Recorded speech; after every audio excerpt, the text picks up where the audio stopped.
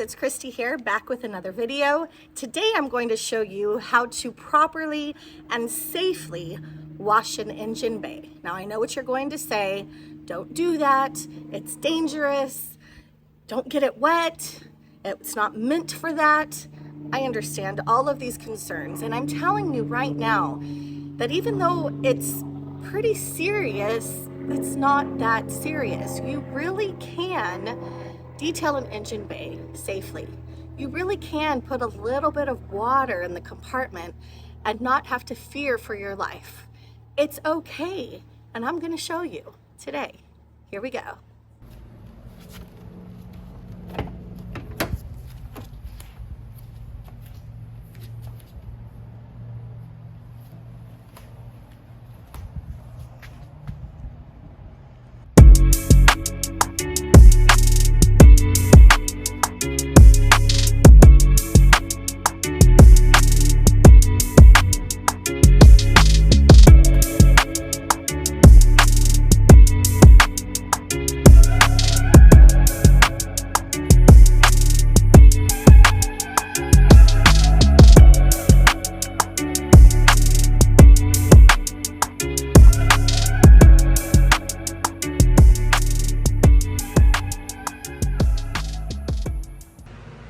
So here's an example of some of the brushes that you might want to use in an engine bay detail.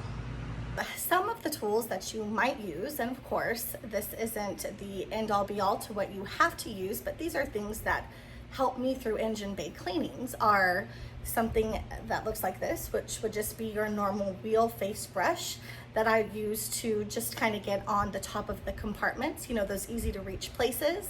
You have something like this. This is from Detail Factory. I actually use this to scrub on top underneath the hood as the hood is lifted. This helps me to reach in those, you know, higher places. Of course, you have a barrel brush. This helps to get down into all of those nooks and crannies of an engine. And then you have a smaller detailing brush. This one is from Lithium. I love Lithium's brushes. This one again helps just to get around the intricate parts of the motor or on the compartments or whatnot. Helps you get all of those little spaces that often are filled with dirt and grime. So again, these are what I use. Let's see how I do it. Let's go. In an engine bay detail, other things that I would use other than brushes are things like an eagle blower. The eagle blowers are going to help me get any excess water off of the motor when I am done. I'm also going to use a sprayer such as the HDX sprayer from Home Depot. Those are wonderful sprayers. I'm going to use that. I'm also going to use my IK Foam Pro 12. I'm going to first spray all clean, which I have diluted 15:1 in my HDX sprayer. I will spray that first on the hood and in the engine bay compartment, and then I will use my IK Foam Pro 12 to spray Incredible Suds over the all clean, just to give that all clean a little more dwell time and to have that extra suds and lubrication for cleaning purposes. I'm also going to just be using my garden hose today. I do have the Eli, I think it's Eli, I'm not sure how to say it, sprayer head. I really love these.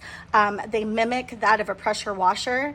I have used a pressure washer before, but again, you don't want a ton of water hitting that engine bay. So I do opt to use my garden hose because I just feel like it's a little bit safer for the engine bay clean.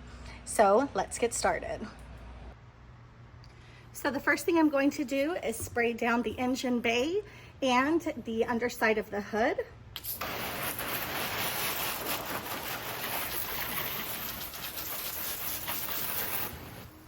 Again, just a quick spritz, nothing too heavy. I'm now going to spray my all clean diluted 15:1. Okay, so does anybody ever have technical difficulties while they detail? Because that's exactly the kind of detailing day that I'm having today. So because of those difficulties, we're going to be switching things up. I am not going to be using my IK Foam Pro 12 because the battery's dead. Nothing's coming out. Not sure what's going on there. So I'm going to be using a foam cannon instead to spray on the Incredible Suds. I have already sprayed on All Clean, and that is dwelling. I will spray the Incredible Suds over the All Clean again, just for that little extra dwell time, that extra cleaning power, and for the extra lubricity as I am going over the engine bay with my brushes. Let's try this again. So now we will be spraying Incredible Suds all over. Here we go.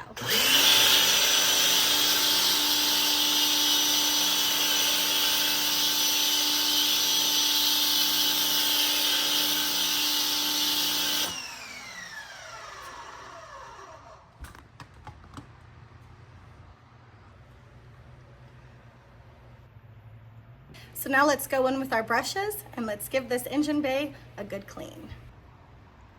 So now let's get to cleaning.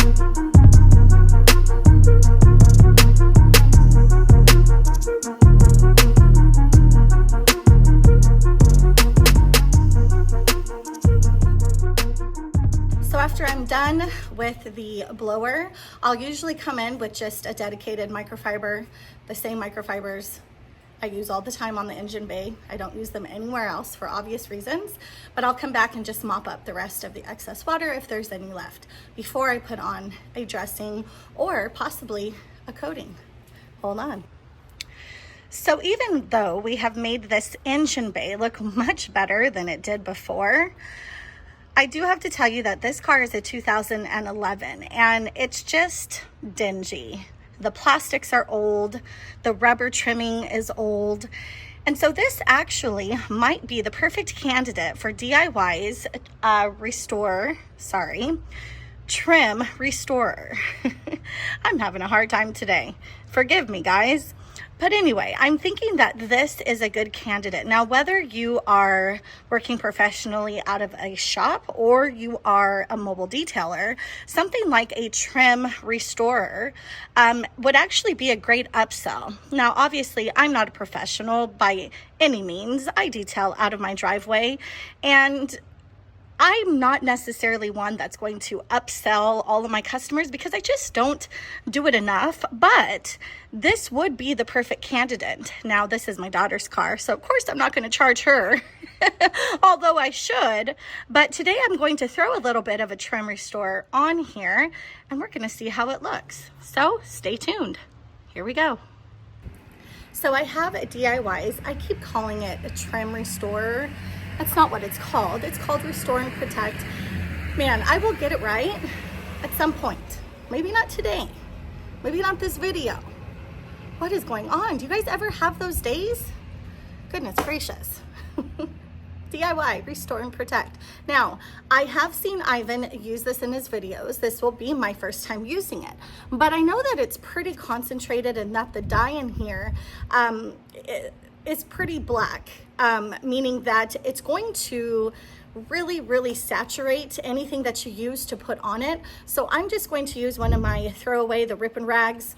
I'm going to use one of these to apply it. I know that Ivan uses or has used in one of his videos, you know, a throwaway towel or a towel dedicated for restore and protect. So this is what I'm using today. Let's see how it goes. So I'm going to shake this bottle up really good because of course you want to shake any chemical, especially, oh look at that, shook it so well that it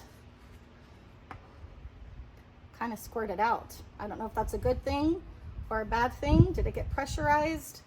I'm not sure, but you can see what I mean. It is definitely a concentrated dye in there. Well, hopefully that means it's still okay. I know that a little bit goes a long way, so I'm going to put just a little bit here.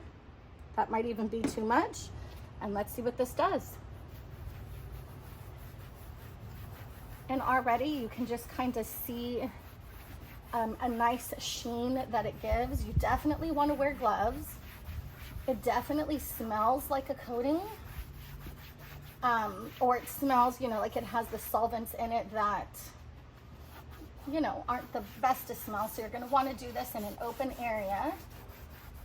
I think I need a little bit more here, but you can definitely see that it saturates. And again, I'm probably using too much. I'm sure Ivan's going to tell me that. I take after Nick. You know, glug glug and pour and I don't know. You ever get the feeling that sometimes things just work better if you have more? And I know that that's the very wrong way to think of it, but okay, so I'm just doing this part right here, just the motor cover, just because it is my first time and I just want to see what this looks like. He says to give it about 2 minutes and then we'll go back over it. Okay, it's been 2 minutes, so we're going to come back and just wipe up any of the excess.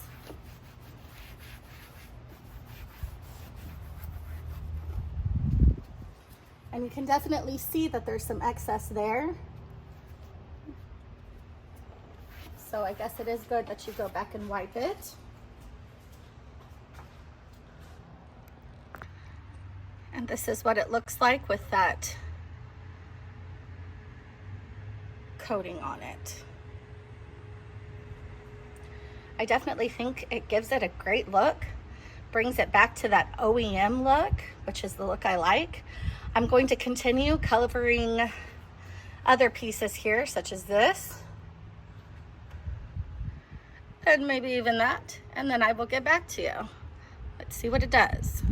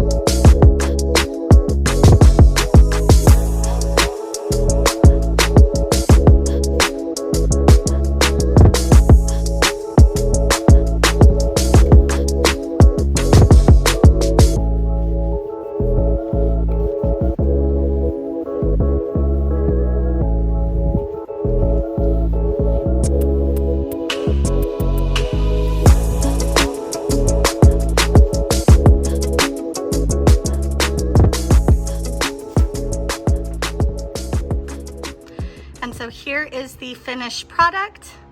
This is cleaned again with all clean 15-to-1, incredible suds in the foam cannon. I agitated, rinsed, and then I came back with the Restore and Protect from DIY. She looks pretty good, guys. Not bad, not bad. Let's go now back to my final thoughts. So there you have it, guys. Quick, easy, efficient. It still runs. It looks great. Don't be scared, guys. Don't be scared. It's okay. You're gonna be okay. One last thing before I let you go. Well, maybe a couple last things before you go. I am looking for a new channel name. Details in Me is something that I kind of came up with on a whim, and I'm just thinking that it is not something that really speaks me. Now, I am detailed, don't get me wrong, and I do detail, but I just feel like there is some name out there that suits me better. So I need your help. Some of the things that I have come up with are maybe things like, I don't know, Christy's Detailing Corner, Christy's Garage Details, Christy's Garage. I don't know, you guys, but if you could drop something in the comments in terms of a suggestion as what you think I should name my new channel, I would so appreciate any creative ideas. I mean, my brain has been spinning, and I just feel like I need some people out there to kind of freshen up my train of thought, and again, put me on that creative mode. So I need a new name, something with Christy in it, because again, that's who I am, and this channel is about me. Thank you to those who have continued to support me. Thank you to any of my new subscribers who are watching. Please, if you have not subscribed, it doesn't cost you a thing. It really helps me out. Hit that subscribe, hit that like, hit the notification bell so that you can always be informed of when I might have something new coming out. I'd really appreciate it. Until then, you guys, see you on the next one. Bye.